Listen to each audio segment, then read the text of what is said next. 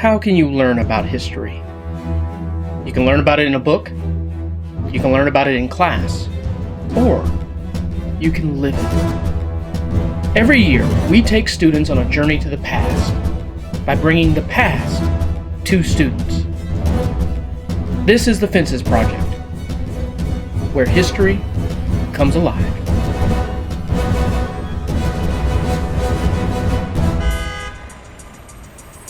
The modern world. Most of us live in cities, surrounded by the products of human progress.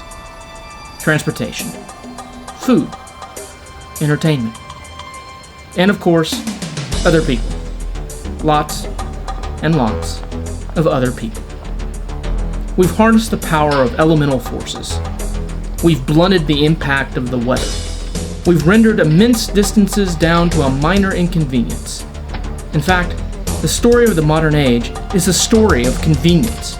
We have remade the world into a place where everything we want, need, or desire is available at the touch of a button.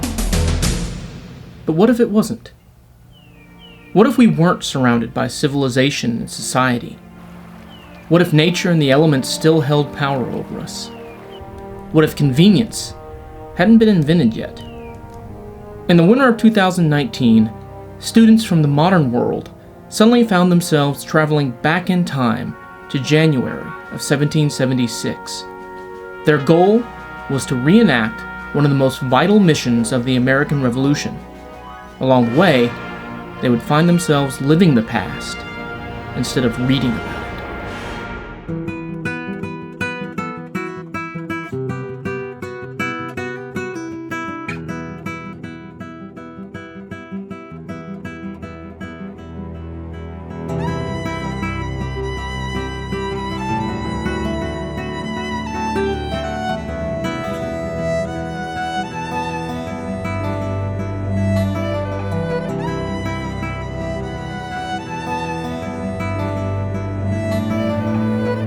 My name is Heath Hamrick, and for me, this is not an unusual day.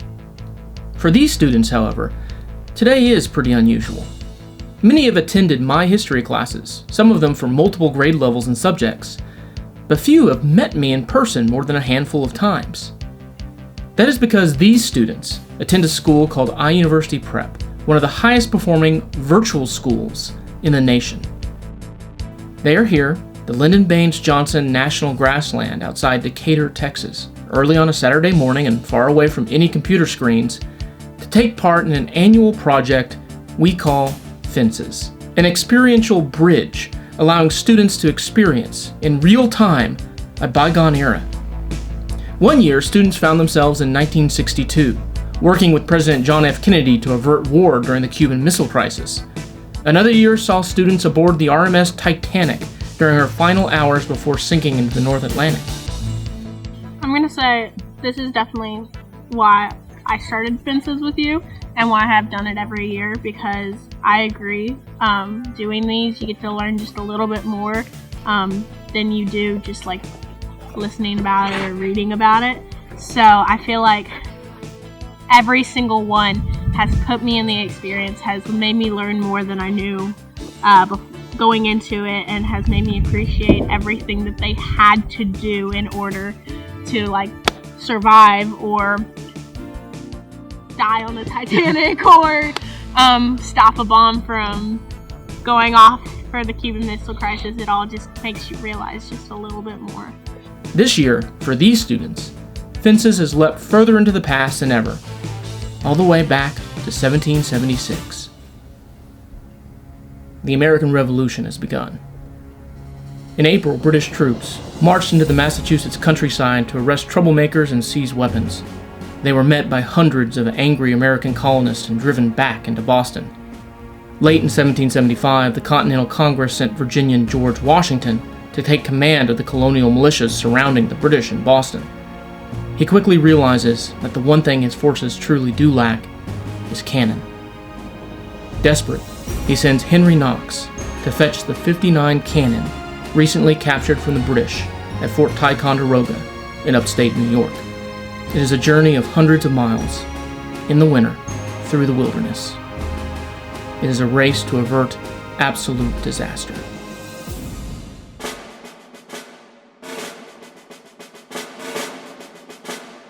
Texas in February isn't exactly Massachusetts in January, but these students are nevertheless about to get way out of their comfort zones. The teachers at iUniversity Prep are going all out to help, acting as colonial militia and providing the props the students need to truly feel like American rebels. Teacher Lori Alsobrook, who once turned a school cafeteria into the RMS Titanic, was responsible for building the cannons that would become known to the students as Liberty and Independence. As I set out to gather the students, my colleagues Matthew Matouche and Seth Duban are no longer teachers. They are Captain Hugh of Connecticut and Mr. Cooper, Colonial Scout.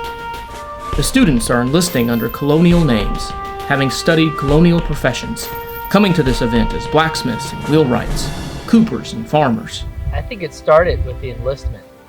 Yeah, there were definitely moments where I recognized, hey, this is totally out of my element. This is not normal. It happened really quick for me, and I tried to carry through on that and do the best I could with leading my crew from Connecticut. Carrie and Kate have been with our school for years. They are fences veterans. Despite that, as corporals, they face a tough challenge: getting a crew of students who are used to working from home, alone, to work together, dragging heavy cannon through the woods. The students manning each cannon are role-playing as being from different colonies. Kate's crew, under my command, are from Massachusetts, while Carrie's crew, under Captain Hugh, are from Connecticut. Historically, the colonies didn't see themselves as sharing much of anything with the other colonies.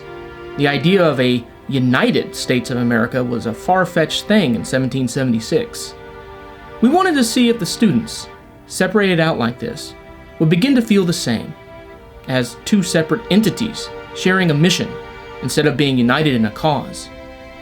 Captain Hugh and I were going to do our best to aggravate that divide. We didn't talk to each other, we didn't sit by each other, we had separate cannons.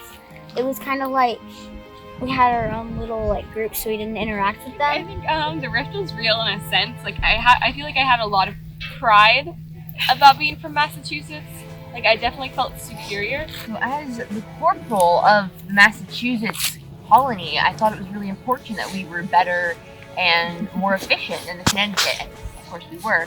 They were rehearsing what we would do in the beginning when we start pushing the cannons, like assert dominance. We had a battle cry we would do. We didn't end up doing that because it ended up being kind of hard to push. What data are you going off that you're better than us? Corporals, let's get the guns turned around, facing the trail.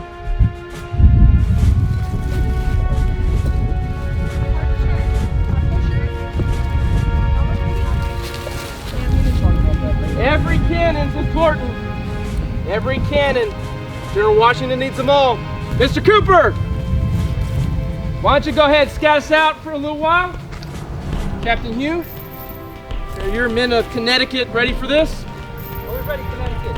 Yes, sir. Yes, sir. Come on, let's go. Move out. It was time to get underway and face the trail ahead.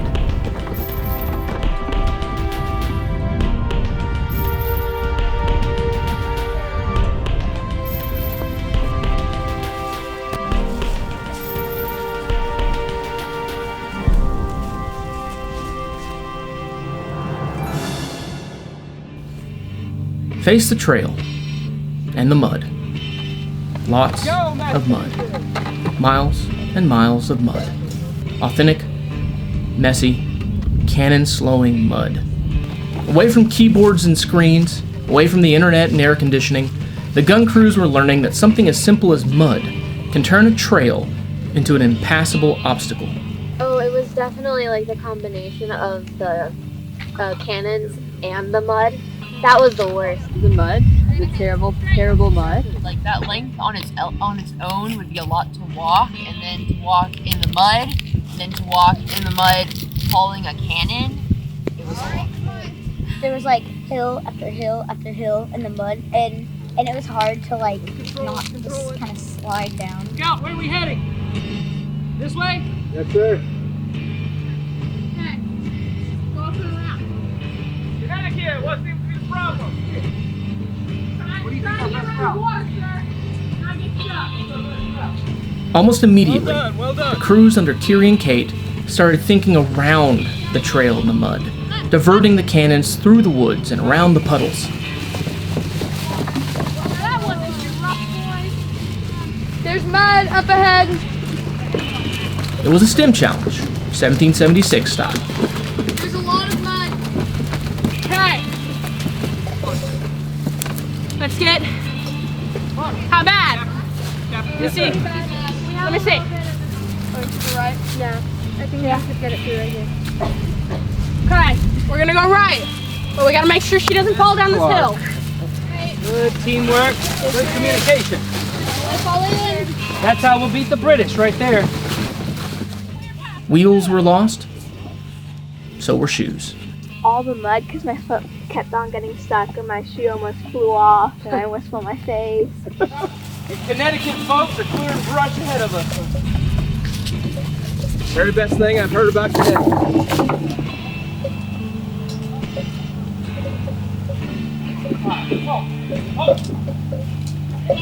Corporals, front and center. Captain Hugh, Mr. Cooper. Yes, sir. Front and center.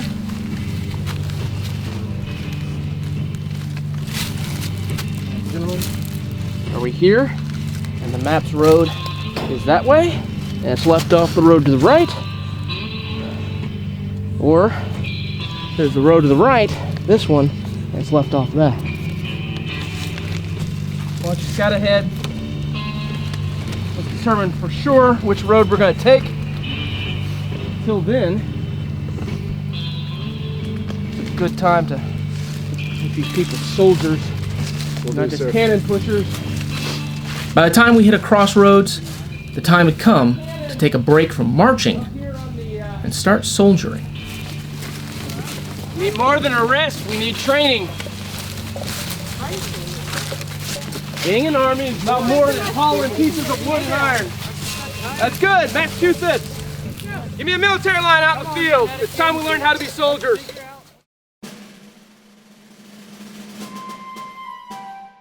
Revolutionary reality check. There were few professional soldiers fighting for independence. Against the best trained army in the world, the rebelling Americans were throwing shopkeepers, coopers, booksellers, lawyers, farmers, and cobblers. Most had only fired a weapon while hunting for dinner. Back to front. Loading and firing took multiple steps. In order to actually hit anything, armies had to move and fire in unison. Go! This company can fire 3 aimed shots a minute. None of this comes naturally, not even with cap guns. Yeah, I think the first drill where, we had the corporals kind of in charge, and we had to learn all the the hand positions and stuff.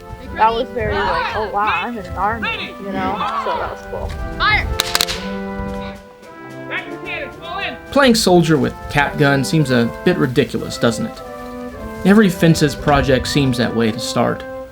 There was no real threat of nuclear war during this past project on the Cuban Missile Crisis, and this old classroom certainly wasn't the White House. No one was in danger of drowning or freezing to death in the North Atlantic during the project about the final night of the Titanic, and our ship was a cafeteria. But here's the thing about historical immersion. It doesn't take much for the ridiculous to fade away, and for the past to come alive. One of the questions always asked of students after the project ends is, when did this become real for you? When were you in 1776? The most real moment for me was every time we took a break, kind of towards the beginning, and then you couldn't sit anywhere without sitting in a bush of thorns. So for me, that felt like it was supposed to be uncomfortable. It was supposed to be uncomfortable because that's how it was back then. I mean, when you read about it, you see it and it's like, wow, that's tough. Next topic. But then you live it and you're like, oh, that's hard. I hope I never have to do this again. Just to have some flavor, they had to churn butter for hours. They had to go and get the water from the pump. Like, they had to do everything, and now we're just sitting here and we're like, go up to the fridge, you press the little lever and it's there, and you know, you just grab it from the pantry and it's there. Like, it's so convenient for us and for them, like, and going through all this, I was like, this is what they did. This is like, they deserve some respect. Yeah, I think I also appreciate like our ability to climate control now. Like now we have air conditioning and heating, but we didn't have that for this whole thing. So at the end of the day, it was really, really hot, and then it got really, really cold, and it was like, well, we can't do anything about it. That's just what happens. Since of how we live now, it's completely different of what we did, but to them it was normal, so it wasn't really different for them. It's like a different experience for us now.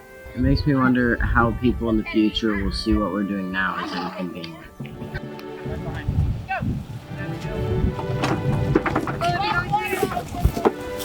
One of the most immersive elements of this project was simple: the noise.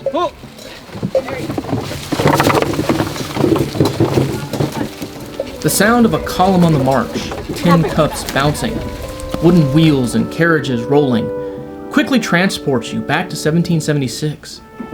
There are sounds you don't hear in the middle of a traffic jam. It seems so simple on a map, a well-marked trail leading from point A to point B. A Texas winter has turned that simple trail into something that demands almost constant deviations and detours. Because there were different kinds of problems that we had at different times. Sometimes it was cannon, like y'all said, sometimes it was mud, water, and then trying to find your way around. We're up ahead, so I think all the way around. Yeah. Sounds good to me. Okay, boys. Mr. Get the wheel on, and we're gonna make a straight shot through those trees. Too much quagmire over here. Oh, aim right, hard right, hard right. It's easy to imagine how hard it must have been during the winter of 1776 as 60 tons of cannon were hauled over the Berkshires. There we go.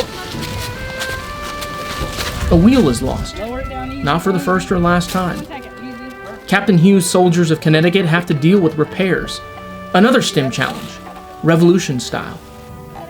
The idea that I thought worked best was turning the axle around on the wheels, because after that we had a lot less wheels break off than before we had done that. We had them break off like 2 or 3 times before we did that, and then only once afterwards. We had to be resourceful. It's not heavy. The gun crews are truly operating as 2 different units that just happen to be sharing a road. We never interacted at the beginning of the project. Like, we never talked, we didn't look at each other. And when we stopped, like, we didn't sit near each other, we didn't communicate at all. I felt like it became a little bit real. Like, not a lot, obviously not enough to hate or anything, but it was a little bit of like, Massachusetts, who cares about these guys? They're not that tough.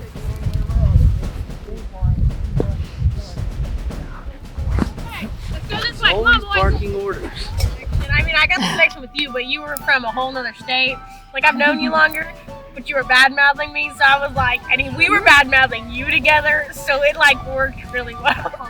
Good job, Captain Hugh. Good job. Way to bring us together. There were a couple times that I saw different soldiers, you know, kind of mean-eye somebody else, and you know, there was something going on there. But I felt a lot of, like, bitterness towards y'all. Like, whenever we were ahead, I was like, they're way back there. Join or die. The flag our column carries was a warning for colonists. Competition, disdain, mistrust.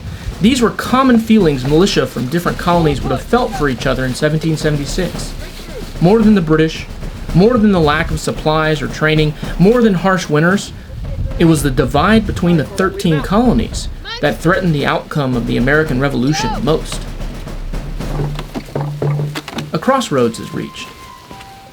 The perfect time to let the column rest, eat, and prepare for what comes next. And what are they eating?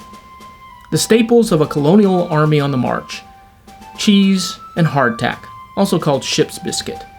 Flour and water, baked hard, then baked again, until teeth can easily crack trying to bite into it. Hardtack was known to last months, years, even decades. It was simple to make, easy to carry, and almost entirely unappetizing. Most drink water, but I also offer them the colonial equivalent of Gatorade, Switchel. Mixed with water, this concentrate of Vermont maple syrup, lemon juice, apple cider vinegar, ginger root, and blackstrap molasses has a strong taste that isn't for everyone. I was surprised how many students not only tried it once, but kept asking for it, almost every time we stopped along the trail. Plans were made for the march ahead. Mr. Cooper returned from scouting the route, letting us know of the next convenient stopping place, Wolf Pond, some miles distant. All right, let's get this column on the move. Remember, guys, we'll not have the luxury of deviating from the trail. We're gonna have to power through.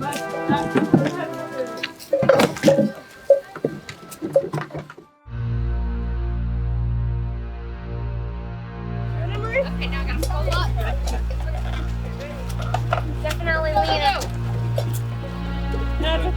Get it up there. And so the march continued. As wheels were lost, students adapted. They came up with ways to ease the burden on those hauling the cannon.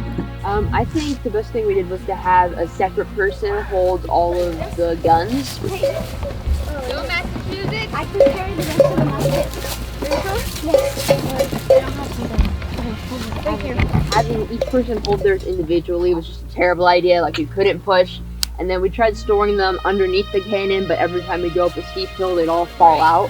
So having one person hold the guns, even though it was less people to push, it was much, like, didn't have to stop as much. So that was definitely helpful. Regardless, the mud and the weight were taking a toll. Oh, yes. Yes, good soldiers. Good. Okay. Yeah. I'm okay. Can you help us? Let me carry some stuff for you. Here, let me get your bag for you. Thank you. There you go. Thank you. Oh, yeah. Wheels continued to be lost. There we are. The trail started becoming rougher, steeper descents, harder and higher inclines. In 1776, Henry Knox and his men used barges, sleds, horses, mules, eventually oxen, to get 59 cannon from Fort Ticonderoga to Boston. Our soldiers have only themselves, and they were tired. There were moments on the trail where we were all pushing those carriages, and then all of a sudden, let's take 5. Massachusetts, get to the bottom of the hill, then take a breather. Everybody grab a drink of water. And for whatever reason, a small rest was enough for our group to gain a little bit of energy and just come out pushing a lot harder than when we stopped. And I don't know if that's just like a total lesson in life. Powering through it right after a small break was pretty impactful. Help her on that pack. Captain Hugh, move it out. Here we go. Wolf Pond in 30 minutes. Go. I want to be there in a half hour. What time is it, sir? Half hour before we get to Wolf Pond. Hardly anyone in modern times can say they're used to or feel comfortable doing manual labor outdoors, in the woods, with no modern technology to turn to, no modern conveniences. Would they begin to turn on each other as they got frustrated and tired? Or would they band together? During the Revolution, the colonies suffered years of battlefield defeats before finally finding strength and unity. If our soldiers hold true to history, they will too. Yeah, I definitely have a newfound respect for people back then. What was your occupation before here? Wig maker. A wig maker. Yes. I left my wig at home for this journey. Oh, who made it for you? A lady by the name of Nellie. Cooper, what have you discovered? Fresh water about 15 minutes that way in the lake. 15 minutes? 15 minutes walking, 15 minutes with cannon. 15 minutes with cannon.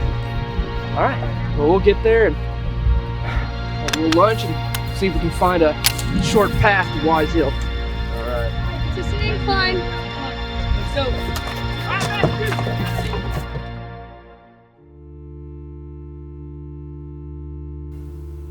Wolf Pond, roughly halfway through our journey. The students are tired, the cannons are falling apart, and the sun is falling. Packs are gratefully tossed on the ground. Hardtack, cheese, and dried sausage are the menu. Time was passed reading local newspapers, like the Virginia Gazette, even if the newest issue any of us had was weeks old. If any of you regret the Army life, at the Marlboro Iron Works in Frederick County, there's immediately wanted a sufficient number of hands to cut 5,000 cords of wood. Everyone needs a break. Captain Hugh and I don't provide one. We stage an argument designed to push the soldiers from different colonies apart. This is not a Connecticut militia anymore. My commission comes from the Continental Congress of George Washington. Yours comes from the state of Connecticut. I am in command. In the future, keep your column alongside ours. Arguing over who was in charge, even in the face of desperation, when far more pressing concerns arose, was a hallmark of the American side of the Revolution. And then when you started talking bad about, like, the Connecticut guys, like, we didn't do anything, I was like, hold your phone, like, hold up right there, because I'm from Connecticut. I'm a Connecticut citizen, even though I'm not from Connecticut. Captain Hugh and I are playing these parts right down to the hilt. Just because we had two different, we have a common enemy, but, two different colonies, what do we have to do together? We don't have to do this. I don't have to take orders from you. To be honest, we're tired and frustrated as well, so not much of it is acting. I'm gonna need 2 volunteers in a moment to go on a scout with Mr. Cooper. Our worry over our progress isn't acting either. They won from Massachusetts, one from Connecticut. We have no choice but to get to the predetermined campsite at Wise Hill, some 4 muddy miles away. Keeping that in mind, I asked Mr. Cooper and 2 soldiers to follow a vague suggestion of a shortcut on the map. If they can find it, it will cut a mile or more from our journey. If they can find it. The students aren't getting much unity from us. We're playing the role of clashing captains after all. Luckily, the corporals are stepping up, drilling their crews in the manual of arms. Present! Each has a unique style. Perfect. That is more like it. Okay, let's try this one more time. Ready? Meaner. I want to scare someone. I want to scare yourself. Between lunch, when we were running those drills, and I was drilling them. Okay. Prime. Make ready. After doing that, I was like, because it felt like I was actually in charge, and I was actually the one going, okay, let's do this. Let's go. Let's next. Make ready. Ready? No. Don't fire too soon, don't fire too late. Wait for the command from your corporal. Ready? Be louder than Connecticut. Ready? Fire! The scouts return, claiming to have found the shortcut we're looking for. We think we know the shortcut. How far? It's not that bad. It's about 100 feet. Conditions for the cannon. The ground is soft, but nothing they couldn't handle. All right, find your packs. Let's get ready. The time's come to leave Wolf Pond behind. Or so we thought.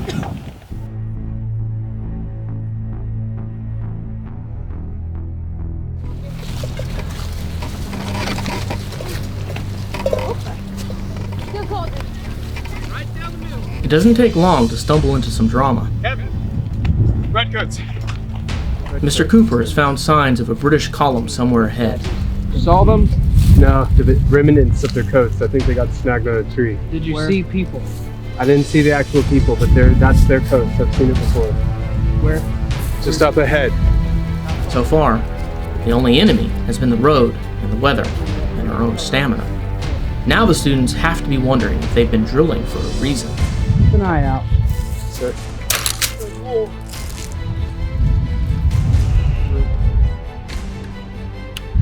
All right, Mr. Coop. Sir, do you have your map? Yeah. It was when you genuinely wanted me to find a shortcut and I was genuinely scouting ahead. It wasn't planned. And man, that pressure, because obviously I don't want, we were already exhausted and it wasn't even halfway through. I genuinely wanted to find y'all a shorter route. And you genuinely got us lost. I did. If you see anything, Mr. Cooper says anything, you come back and report to me, but be on the lookout. Also, if there's going to be any kind of obstruction. All right, move. And so it begins. The shortcut through the woods in the hopes of evading the British and reaching our encampment before nightfall. The trail is narrower, less well used. It seems like a shortcut at least. It doesn't take long, however, before the trail widens again and begins to look familiar. And then we got lost. I was like, at that point, I was just like, okay, our captain's stupid. Captain Hugh, you're now in charge. Like, maybe you won't get us lost. I would like to point out that the person that actually got us lost would be our scout. Yeah. I love how he just accepts it too. He's like, yeah, that was definitely. Mistakes were made, as they were in 1776. I wanted to be historically accurate. We were honestly lost, and we had honestly just done a big loop and wound up right back at Wolf Pond. Every step now is a frustration, because it's a step we've already taken. The plan had been to keep pushing the Captain Hugh, Captain Neil rivalry until we staged a duel. The loser would have been shackled until a point during the night when he would risk himself to save the life of a soldier from another colony. That was meant to be our unifying moment. But looking at the tired faces of our troops, we made a decision as Matthew Matouche and Heath Hamrick instead of our colonial alter egos. Is there a better way to organize than we've done? Maybe we should mix the two colonies. We can have some Massachusetts and Connecticut. The time to unify was now. We've been lost, we're tired, and the guns that we have to get to where they need to go are falling apart. We gotta split right down the middle. That started with the captain and I, and we're gonna end it. We're gonna end it. The flag we're carrying says join or die. That's about right. That's about right. I thought it was just canny saying. If we don't change something, I don't know if we're gonna get to that hill. I honestly don't. So here's what we're gonna do. We're gonna take 4 from each group. We're gonna mix up the cannons. 4 from Massachusetts, 4 from Connecticut. We're gonna hope that gives us a little bit of energy. And we truly don't have a choice. These guns have got to get to the next camp. They've got to. Everybody's gotta dig deep. If you know someone's getting really tired, take up their weight. Don't wait for them to ask. Just take up their weight. And so the gun crews were integrated, half Massachusetts, half Connecticut. And the camp at Wise Hill was still miles away.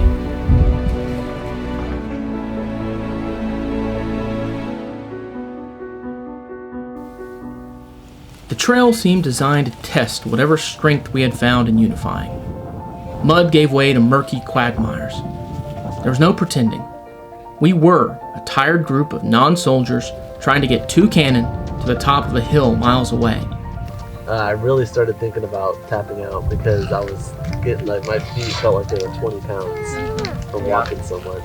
I was just looking down at my feet in the mud and I was just pushing. I don't know where I was going. For the last 2 hours, I just wanted to stop and cry. We didn't have to overcome sectional differences. The goal united us. We'd either all get there or we all wouldn't. It was about as perfect a simulation of the American Revolution as possible. It was happening entirely by accident. The column stopped frequently, and it was during one stop that the students came up with an idea. If this idea works, we are gonna get a patent. We need a sprint. Taking the cannons off the actual barrel part, or the carriage part, definitely made a big difference. It made them a lot lighter and easier to move. Separating the cannon barrels from the carriages seemed to make things easier for everyone to move forward, especially since the carriages were in such bad shape that it was all the gun crews could do to keep them from falling apart. I think that when the Independence started falling apart, tied them together, that surprised me. The tying the back together, it held up surprisingly well. The trail kept stretching out in front of us, muddy and without end. We stopped often, marshaling our courage for the next incline, the next puddle. Then we'd stop and do it all over again. Finally, we came to a decision. Splitting apart the people with the cannons going ahead and the people with the wheel things staying behind, because even though the people with the wheel things weren't a big fan of that thing, it did get rid of that sort of kind of that weird thing where some people are ahead and some people are behind and everybody's waiting for somebody. We divided into two groups. One would move ahead with the gun barrels until they reached Wise Hill. Then they would return to help the group moving more slowly with the carriages. That was the plan, at any rate. In reality, it was all either group could do to simply keep going. One thing I had always hoped to see with this project is the students using their wits and their will to problem solve on the trail. They did not disappoint. No sooner had the barrels disappeared around the bend than the carriage group decided to tie the two carriages together into a train. And like stringing them together like a train and having everyone just push one big thing instead of two separate ones really just made a big difference. Everyone was so tired, and putting them together, you could do like less work but same results because there's more people. And so I think that was really nice just for everyone who's really tired. And then also some people would pick up the slack and then we'd switch positions and more people would do different work, so it's a good idea. Everyone lent a hand. Everyone pushed or pulled. The students started taking steps to help each other, coming together as a unit, more than I had ever dared to hope. I think it was kind of at that last stretch where we had the big train for the cannons, and we were just pushing super hard uphill, like grunting, trying to get it up. I think for that, like, if we weren't in character anymore, we were really just trying to get these stupid cannons up the hill and into our camp. I think for me, personally, because it was when we had already strapped the carriages together, and we're doing that when we kept, okay, let's rotate. We rotate jobs. Okay, let's rotate sides. So it wasn't, because at one point, like, one side of my back would just be cramping. You'd be like, okay, let's rotate sides. And I was evening out well, so it wasn't just like pushing one spot, one side the entire time on that entire stretch. You were evening out the pain? Yeah. But still, the mud remained, and the trail, and the miles remaining as the sun set. We just kept moving. Forward. Always forward. Despite it all, the students kept pushing. Together. I have rarely felt prouder of a group of students. Were they learning about the American Revolution? Or were they learning more about each other? And about themselves? Did it matter? Finally, in the distance, as the light faded, our destination. You see the road that's higher through the trees? Yeah. That's the road that's at the base of the hill. We are almost there. And in the shadow of the hill, a welcome sight. The return of some of the gun barrel crew coming to lend a hand. I knew it. I knew they'd be here just when we needed them. We needed them a while back.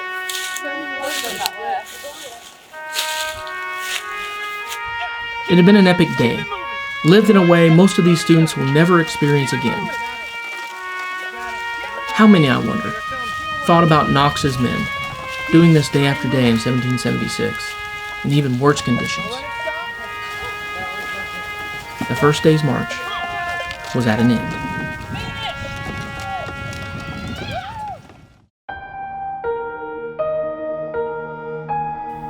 The night was spent encamped at the base of Wise Hill. Because they had worked so hard, we told the students they didn't have to be in character. What we really meant was that everyone was so tired, no one, teachers included, had the energy left to go full 1776. It didn't matter.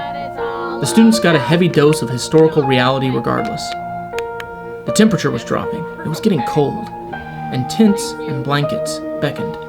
Last night I was miserable, shaking in the bed, couldn't get warm even under the sleeping bag and all these. And can't wait to go home to some AC and a shower and my cats. I think the hardest part was sleeping in the cold. It was really cold.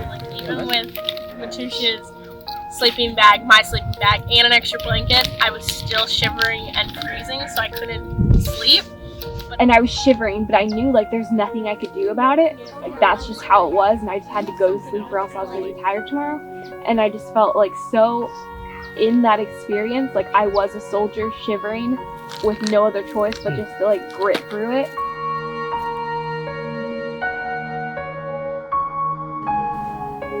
dawn. We broke camp and ate a colonial breakfast and tried to shake off the cold. We were back in 1776, if indeed we had ever really left it. For a lot of students, the cold night brought them closer to colonial times than anything else. But this morning I woke up and my whole body was on lockdown and was like, you want to move? That's not a thing. It was so cold and it just kept getting colder. And I woke up in the morning and I was just shocked. Like, I knew I wasn't going to die, but I was just shocked I was still alive. Like, I woke up and I was like, what? It's morning? How did that happen? So. The night brought something else with it.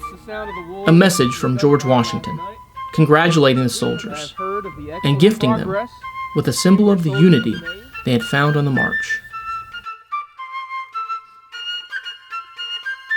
It was time to leave the cannon for a while and to do some soldiering, a quick patrol through the nearby woods. For a moment, I was 8 years old again, pretending to lead soldiers in my imagination as I marched around the neighborhood.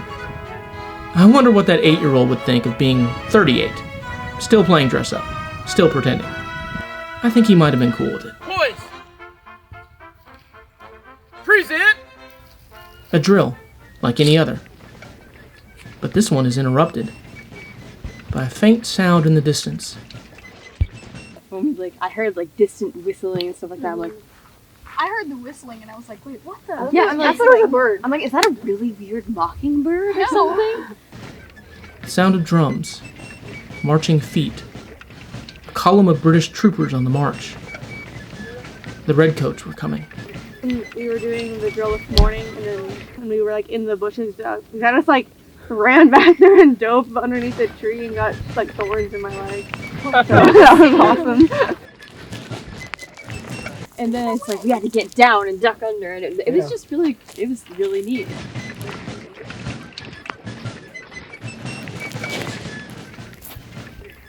The sounds faded. The British had marched on, perhaps on a parallel road. We continued our own patrol, pausing to drill every so often. Make ready! Fire! Make ready! Fire! As we marched back towards the camp, another sound filled the air. The war cries of Mohawk Indians, allied to the British, erupting from the woods around us. During the Revolution, most native tribes fought for the British, and conflict with these tribes is one of the forgotten elements of the war. I wondered, listening to those cries in the crisp morning air, how Knox and his men might have felt, far from safety, alone in the wilderness. We got back to Wise Hill and prepared to finish what we had started. Proud of this group. Forward! Compared to the first day, progress on the second morning was easy. Level and dry roads, fresh muscles, bright eyes. That didn't mean the cannon were faring too much better. I found myself thinking of Henry Knox and his men, delivering the real guns of Ticonderoga to Washington. Once they reached Boston, those guns were emplaced on Dorchester Heights overlooking the British in a single sleepless night, so that when the redcoats woke in the morning, they were ringed and cannoned. They chose to flee to fight another day, sailing off to the next stage of the American Revolution. Most history courses don't even mention Knox's march, but I found myself thinking, what happens if he doesn't deliver those guns? I think the answer is simple. The British attack Washington's poorly organized, poorly fed, and poorly trained men outside of Boston, crush them, and the rebellion is over. For all of the mission's obscurity, Henry Knox and his men probably saved the American Revolution by bringing those guns home. Our guns made it home too. A little trail worn, just like the students, but home nevertheless. These students had been on the trail for almost 24 hours, doing their best to live and experience 1776. Soon they would head back to their homes, their technology, their conveniences. The success of the project would be measured by how much of 1776 they took back with them, and how often they revisited those hours they spent hauling the guns of Fort Ticonderoga.